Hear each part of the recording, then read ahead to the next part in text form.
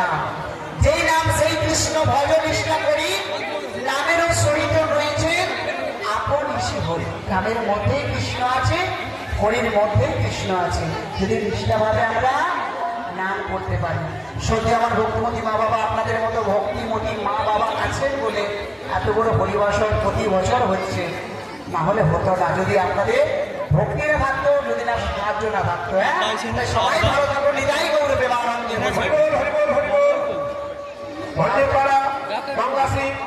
আমি তো খুঁজে